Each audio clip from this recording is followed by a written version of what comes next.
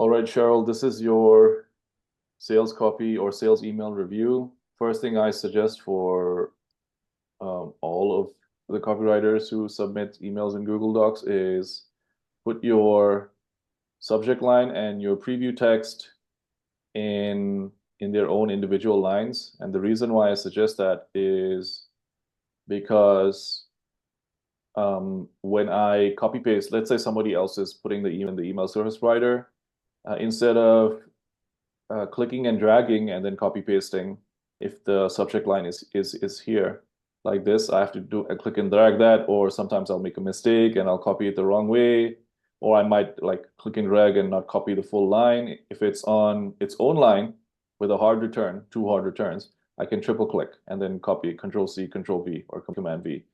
And it's not a big deal for one email, but over hundreds of emails, that time saving adds up. The next thing is you want to make sure that it's easy to identify what's what.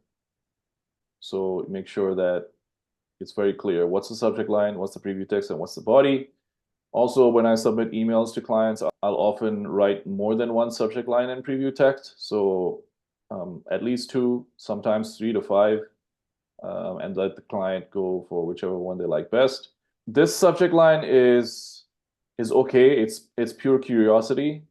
What I would rather do is use the perfect subject line formula, which is benefit plus specificity plus curiosity. And then you make sure that it's under 40 characters because that's what displays on a mobile phone.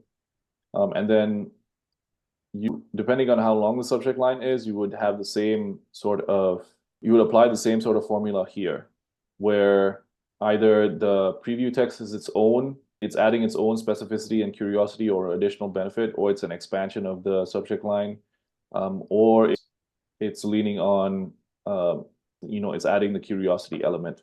That is covered in Module 5 of Profitable AF Emails, how to get your emails open. Whenever you're probably before you submit any more email copy for critique, it's going to be helpful to you if you actually go through all of Profitable AF Emails and then apply what you learn to all of your emails going forward, because your emails will have less revisions or less stuff to give feedback on and less stuff to critique. That was all she was good at. So the email body itself is fine.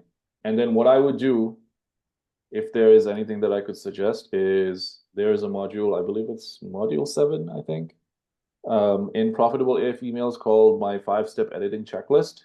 And then I would go through that and apply that editing checklist to all of your emails. This email, the body copy, I don't think it needs much.